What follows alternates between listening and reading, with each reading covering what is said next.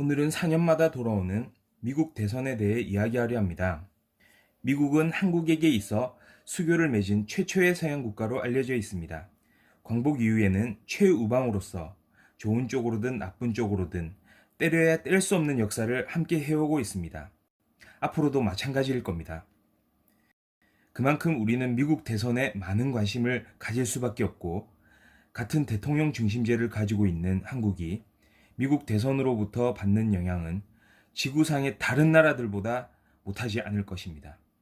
미국이야말로 진보와 보수를 표방하는 민주당과 공화당의 200년이 넘는 역사를 가진 그야말로 양당 정치의 표본을 보여주는 국가라고 말할 수 있습니다. 미국의 대통령 선거 제도는 이러한 미국의 양당 체제를 굳건하게 떠받쳐주며 정치적인 균형의 밑바탕이 되어오고 있습니다.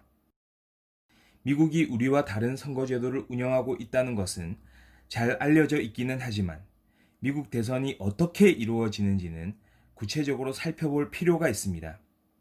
한국은 경험해보지 못한 독특한 제도이기 때문입니다. 간접선거 방식, 승자독식 방식이라는 것이 미국 대선에 대한 개요입니다. 간접선거 방식은 미국 국민이 자신이 속한 주에 선거인단을 직접 선출하는 것에서 기인합니다. 선출된 선거인단이 최종적으로 대통령을 선출하기 때문에 이를 간접선거 형태라고 말하는 것입니다. 승자독식은 간접선거에서 선출된 선거인단이 던지는 다수표를 득표한 후보가 해당 주의 선거인단 수를 모두 차지하게 되는 방식입니다. 다만 미국의 50개의 주 중 48개 주가 이 방식을 사용하고 2개의 주들, 메인주와 네브라스카 주만이 각 주의 법에 따라 하원 선거구 수에 따른 선거인단 수를 비례적으로 배분하기도 합니다. 이 두 주는 선거인단 수가 적어 결과에 거의 영향을 미치지는 못하며 대부분의 주가 사용하는 승자독식 방식이 대표적인 방법으로 통하기 때문에 일반적으로 미국의 대선은 승자독식 방식이라고 말하는 것입니다. 전체 선거인단 수는 각 주의 인구에 따라 배정된 선거인단의 합으로 총 535명에 워싱턴 DC에 3명을 더한 538명이 됩니다. 인구가 가장 많은 캘리포니아가 50명 이상의 선거인단 수를 가지고 있고 한 자릿수의 선거인단 수를 가지는 주들도 있습니다. 선거인단 수 중 과반인 270명을 확보한 후보가 대통령이 되는 것입니다. 재밌는 것은 2016년에 트럼프 대통령이 당선될 당시 선거에서 힐러리 후보가 전체 유권자 득표수에서는 약 300만 표 정도를 앞서면서도 정작 선거인단 수에서는 밀리며 대통령에 당선되지는 못했다는 것입니다. 만일 미국이 우리와 똑같은 대선 제도를 가지고 있었다면 지난 2019년 6월 판문점 회동에서는 힐러리가 나왔을지도 모릅니다. 따라서 미국에서 대통령이 되기 위해서는 각별한 전략이 세워져야 합니다. 그 전략은 선거인단이 많이 배정되어 있는 주를 차지하는 것이 최우선이긴 하지만 접전지로 파악되는 주를 확실하게 공략할 수 있게 해주어야 합니다.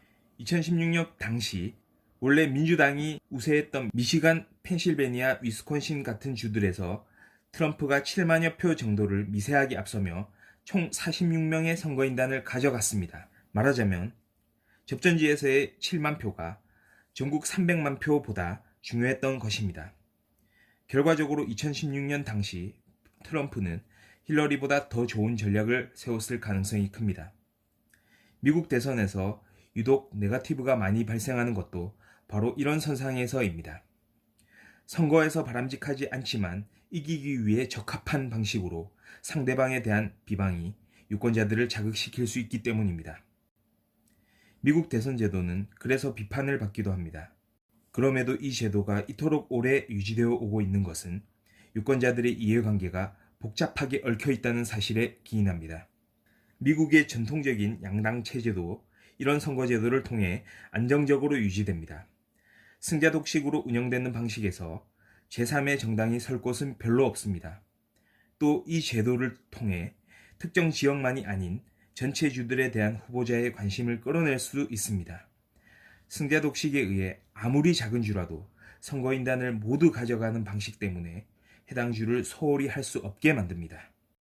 한국의 선거제도는 많은 변천을 겪었습니다. 간선제에서 직선제로, 다시 간선제로, 또다시 직선제로 바뀌는 과정에서 많은 부분 권력자의 집권을 위한 수단으로 선거제도가 이용된 측면이 있습니다. 그런 점에서 미국의 대선 제도는 우리한테도 많은 부분을 생각해 보도록 합니다.